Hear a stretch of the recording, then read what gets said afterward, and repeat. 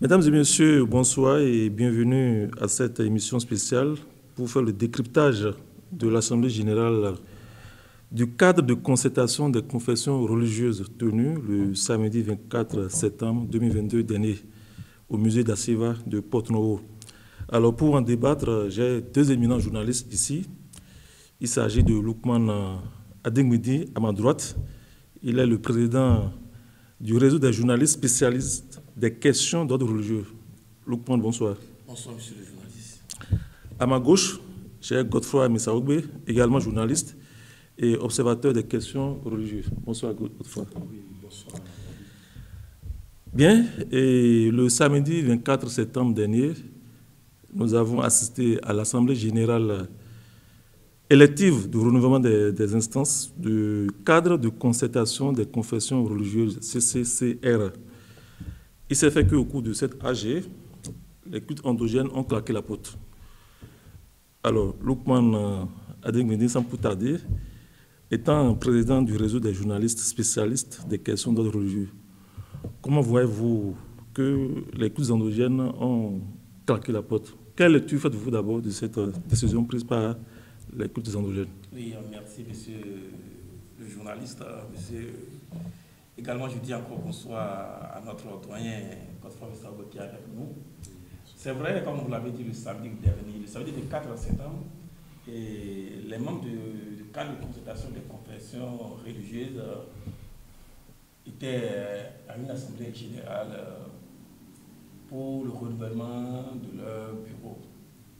Et heureusement ou malheureusement, le constat est que les responsables du culte endogène ont claqué la porte. Et pour rappel, il faut que je vous le dise, ce cadre est né plus d'une dizaine d'années. Et lorsqu'on fait le constat, je pense que dans leur statut et règlement intérieur, le bureau directeur a un mandat de 3 ans renouvelable. Et quand je viens depuis 12 ans, si mes mémoires sont... Voilà, et c'est souvent les responsables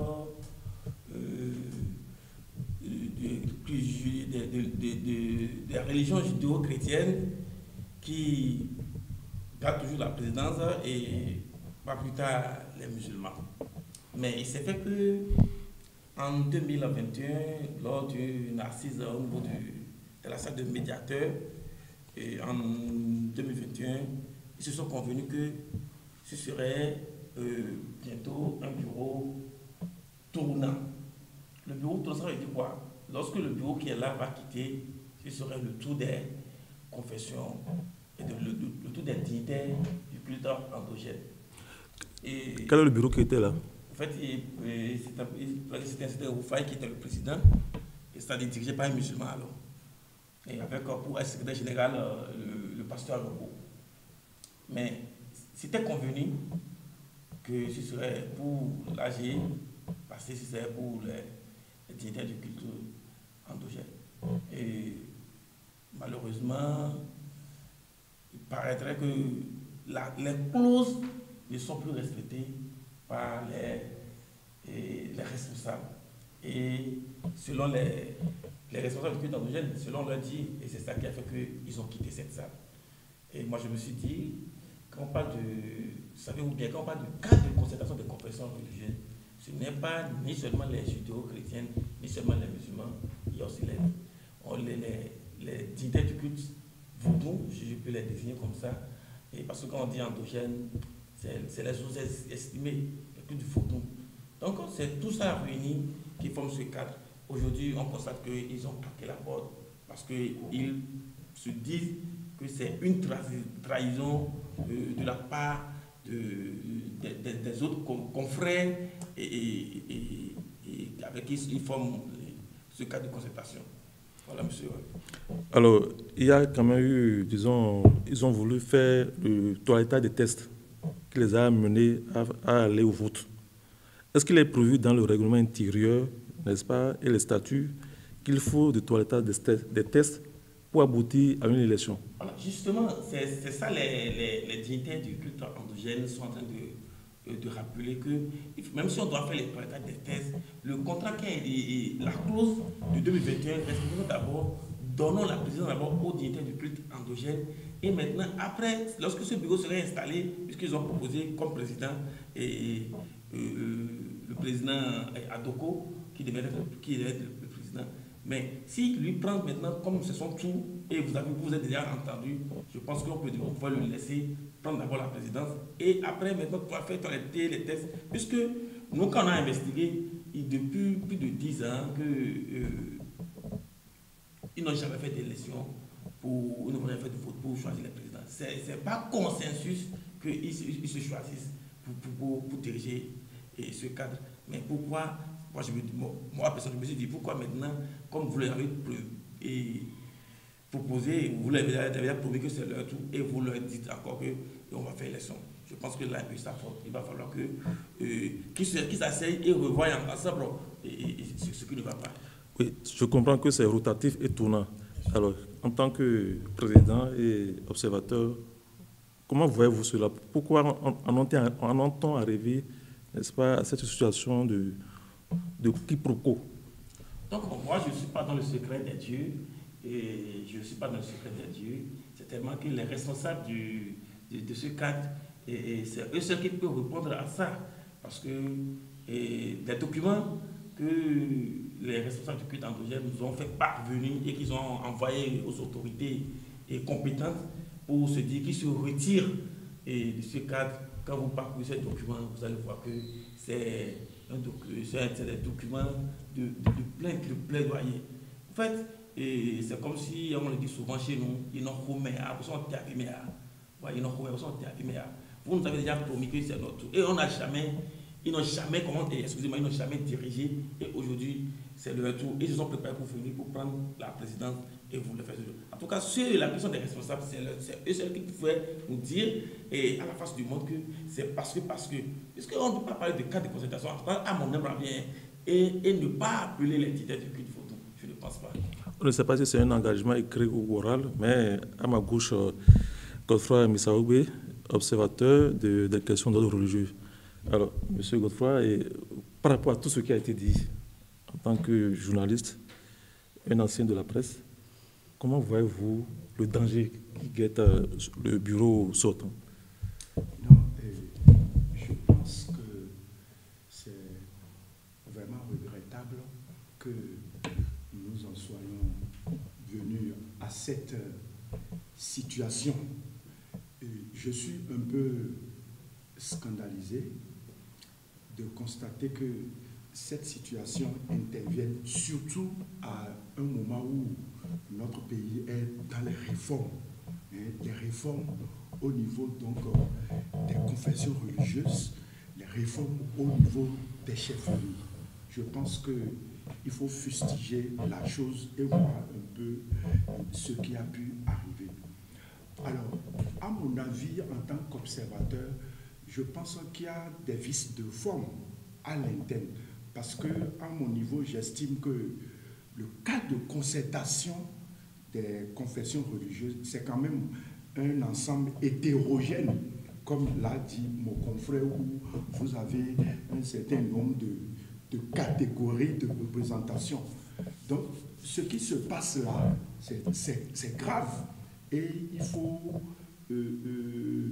il faut sonner la sonnette d'alarme pour voir ce qu'ils sont en train de faire du désordre.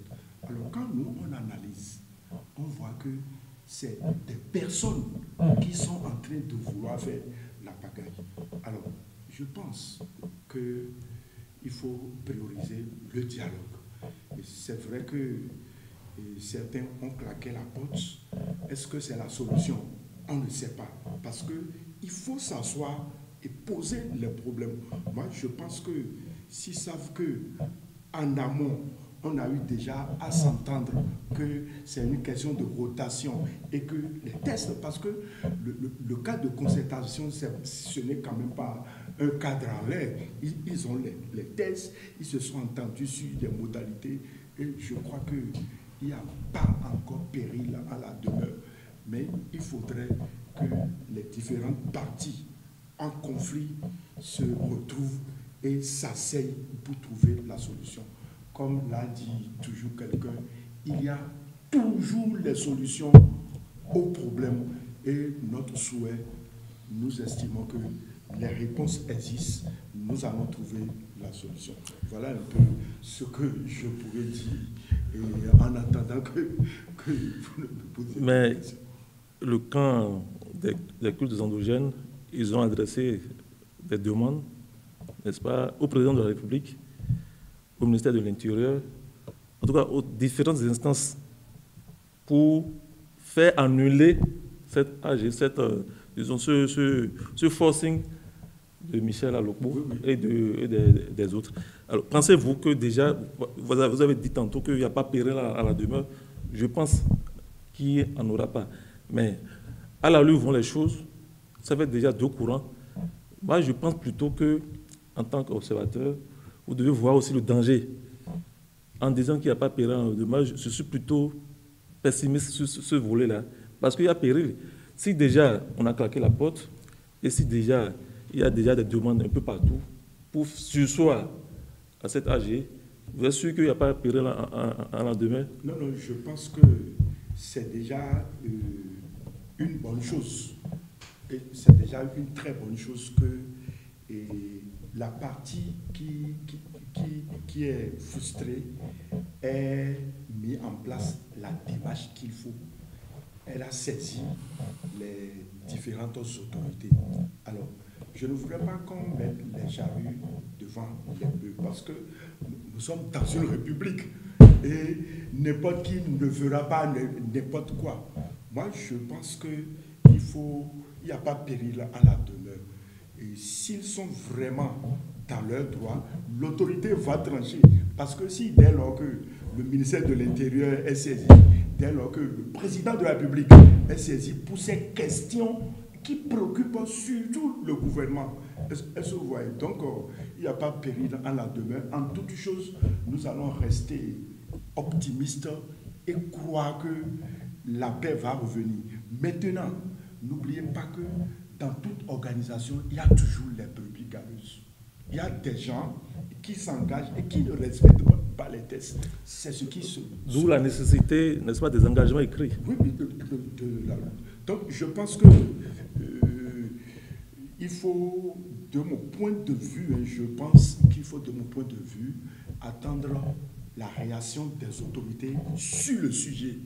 Et le camp qui se rebelle, qu'ils prennent toute leur patience et qu'ils attendent les décisions. Il n'y aura pas de parachutage ou d'aujourd'hui dans notre pays. Et je pense que le cadre de concertation des conférences, c'est quand même un cadre sérieux où on ne peut pas faire du désordre. Je pense que c'est ça. Les autorités ont été déjà saisies, Loukman, et le secrétaire général de la FACEB, M. Bernard Djiboudou, a dit, au nom, n'est-ce pas, de ses collègues, qu'il reconnaît le grand dirigeant Basile Adokpo d'Agberiga comme étant leur président. Alors la guerre, on peut le dire, est ainsi ouverte. Et avec les courriers qui ont été envoyés aux différents responsables de notre pays, à savoir le président de la République, le ministère de l'Intérieur, le ministère de la Justice, le DGOTB et consorts, pensez-vous à court terme déjà? Parce que Michel Alokpo et les autres, ils sont en train de dire qu'ils ont fait une AG régulièrement constituée, il y a une élection et que même des acteurs des cultes endogènes ont participé au vote. C'est ce qu'ils ont dit le jour-là. Alors, à court terme, vous pensez qu'il y aura déjà un règlement, disons, à l'amiable pour qu'une autre AG une date pour une autre AG soit fixée? Oui, bon, et je pense que il n'y a pas de problème sans solution. Et les membres du cadre de concertation des confessions religieuses au haut niveau, c'est des responsables. C'est des responsables et c'est des pères de famille. Moi, ce qui me cœur, c'est que cette situation est né à la veille des élections. Alors que c'est un cadre qui fait beaucoup d'actions pour que la paix règne dans le pays. Et c'est à la veille de cette élection où on doit aller voir en nation que ce problème se pose. Dans la déclaration du président Tiboni, c'est comme si on veut avoir du bicéphalisme à la tête du cadre. Je pense que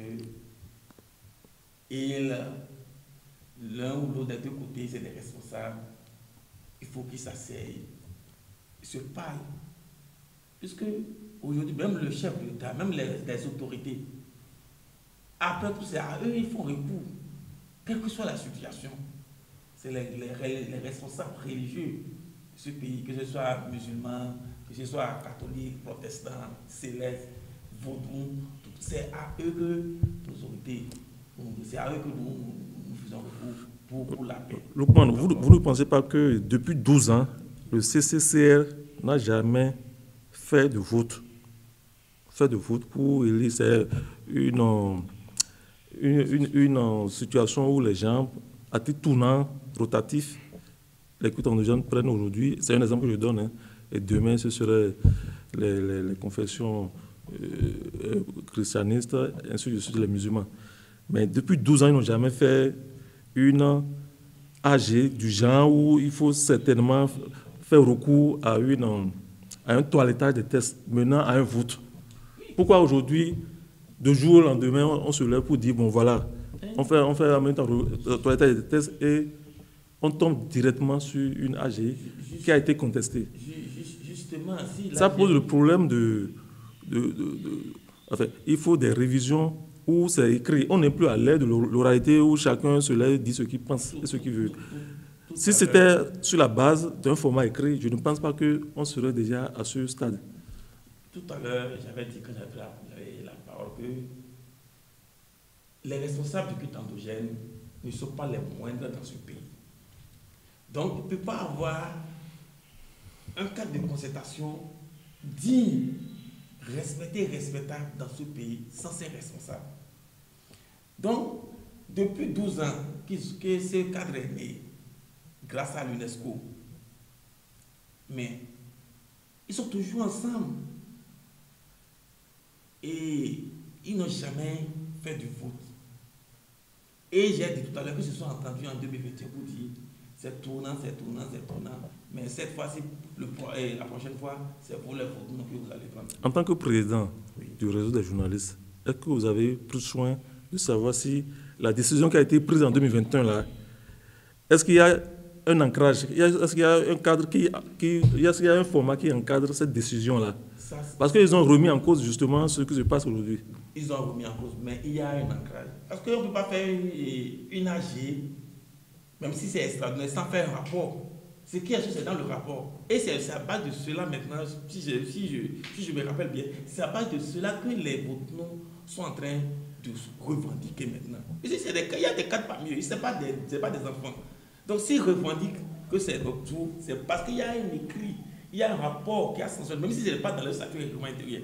Il y a des associations où pour élire des bureaux s'entendent. Même au haut niveau aussi s'entendent pour dire bon, on va faire un consensus, bon, vous voyez, on va faire un battre. Parce que parfois, le vote, ça crée des frustrations. Qu'il faut choisir, on fait des consensus. Et c'est sur ça qu'ils fonctionnaient jusque-là. Et c'est sur ça qu'ils se sont entendus le 21 passé à l'âge extraordinaire, à la médiature de la République, pour dire en 2022, nous allons vous confier la présidence. Puisqu'il est temps que vous preniez aussi. Et déjà, ils sont déjà préparés. Donc je ne pense pas que normalement le problème va se poser. Il ne sait pas qu'il y a encore une autre idée derrière. Je ne suis pas là pour défendre quelqu'un. Mais ce qui se passe, c'est ça. Alors, Godfrey Messaougbe, est-ce que vous partagez les... Non, je crois que je suis désolé. C'est vrai que ce sont les hommes qui construisent les édifices, mais ce sont aussi eux qui les détruisent. Et comme le président l'a dit tout à l'heure, le cadre, c'est quand même un cadre sérieux. Ah mais oui. Donc, nous sommes gênés de savoir que cette situation désolante arrive. Donc, il va falloir que les choses soient repensées autrement. Donc les tests, il faut les réformes. Il faut les réformes. Vous voyez, il faut les réformes pour que chaque catégorie de comment vous appelez, soit d'acteurs soit situé, resitué sur ce qui doit être. Sinon, c'est dommage. Mais vous imaginez que ça soit ceux-là qui sont nos gardiens des temples, je crois, hein, bien sûr, les gardiens des temples, qui viendront maintenant nous donner des leçons d'immoralité ou d'amoralité. C'est anormal. Donc, je propose qu'il faut un peu de sagesse. Quand nous parlons de sagesse, nous parlons de modération dans l'action. Nous parlons de pondération dans l'action. Et le président dit tout à l'heure que c'est dommage que la situation intervienne à la veille des élections. Nous sommes à 3 mois. Donc, on me fait quoi? Donc, je voudrais, en tant qu'observateur, inviter les uns et les autres à la sagesse pour que s'il y a encore quelque chose qui pourrait être fait pour ramener la paix en la demeure, parce que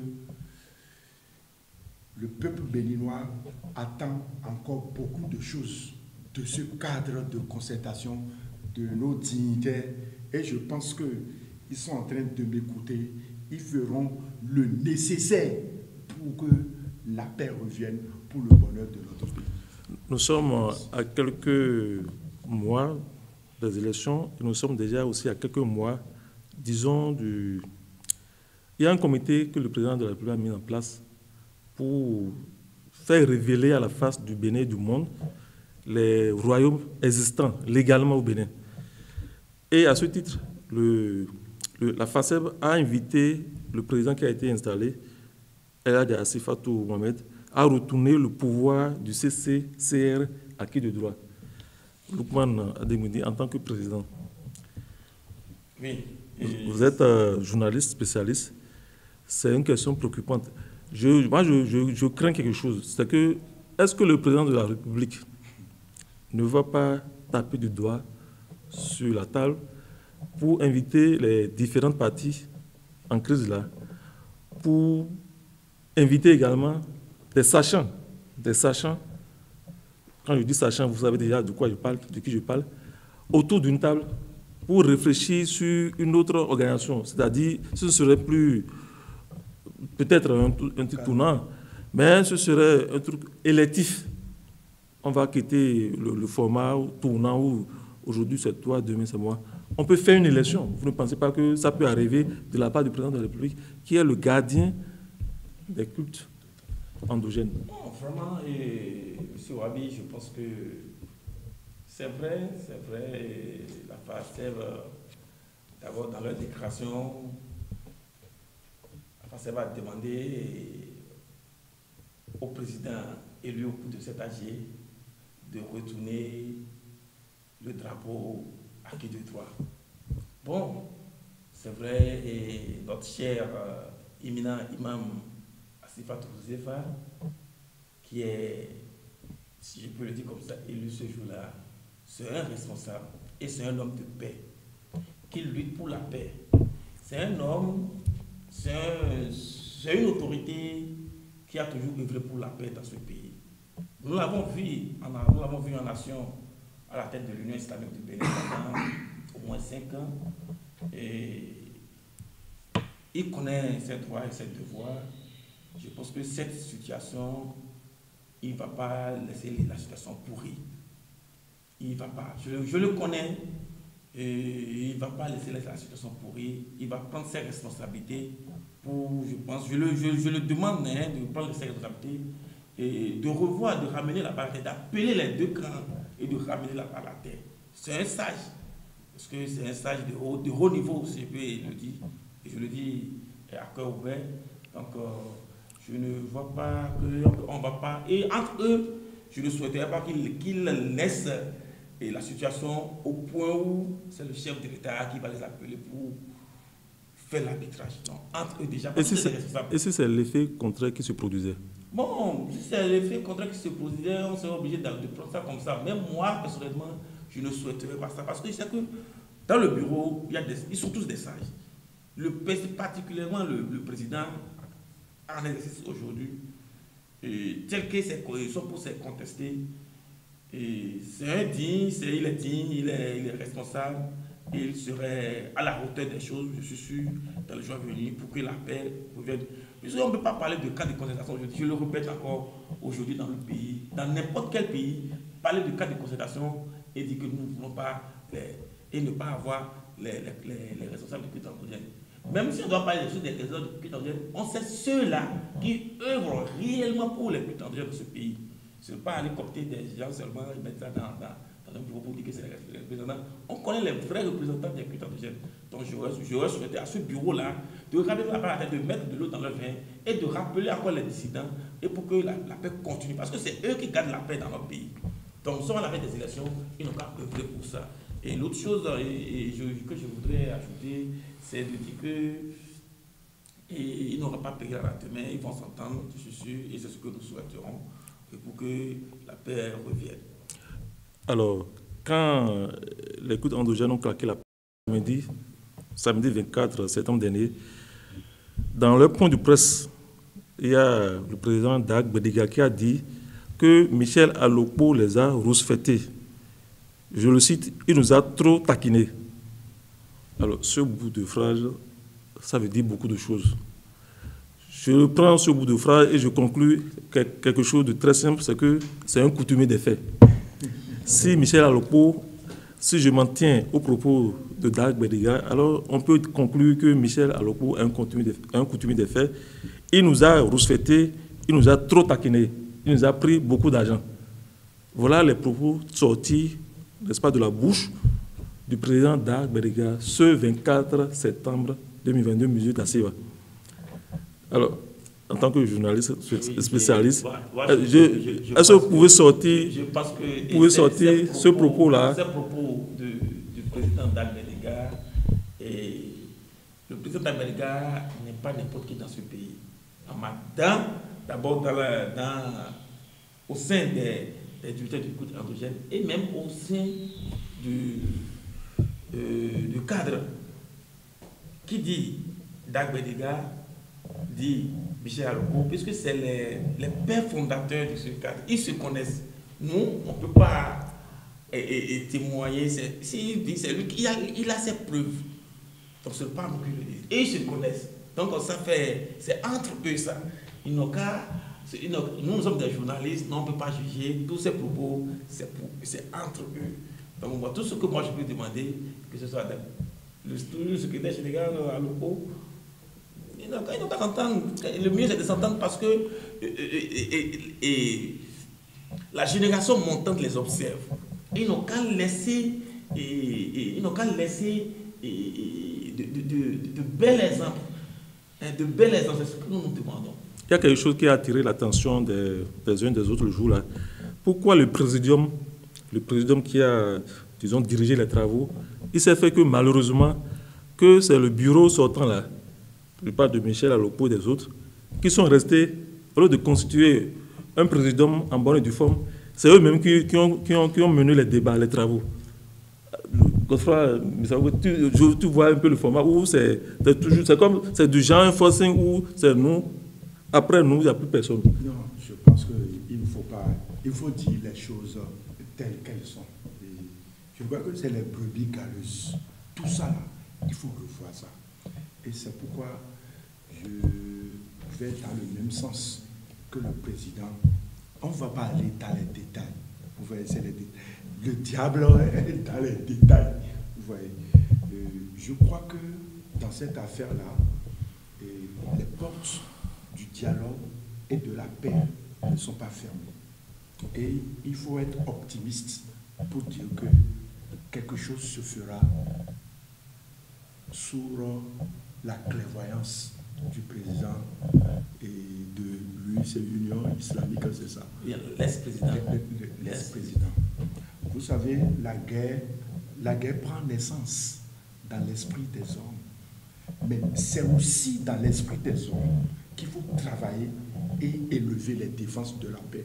Donc, je pense que dans tout ça là, les différentes parties vont se revoir et sous l'arbitrage de l'autorité, parce qu'ils ont déjà saisi les autorités.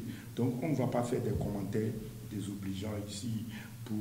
Ils vont s'entendre et ils savent qu'ils vont s'entendre. Ils vont s'entendre pour le bonheur de nous tous. Je crois que on peut dire ça. Avant de conclure cette émission, je voudrais aussi poser la même question à Lukman. Pourquoi c'est le même comité qui a été mis en place pour diriger le présidium, alors qu'on devait constituer quand même un présidium en bonne et due forme? Vous voyez déjà qu'il y a vice de procédure. Non, vous savez, là, moi je vais dire, tout à l'heure on avait parlé des tests. C'est tellement que les tests n'ont pas prévu cela. Les tests n'ont pas été respectés. Et quand, je dis dommage, quand les personnalités de ces rangs, les personnes se réunissent et tout le monde sait comment ça se passe l'AG. Quand il y a une assemblée générale, le bureau sortant fait le point, puis descend, et puis on met un bureau provisoire pour un bureau pour conduire les travaux. Mais si ça se passe ainsi, ça veut dire qu'il y a, disons, sous roche. Disons les choses telles qu'elles sont.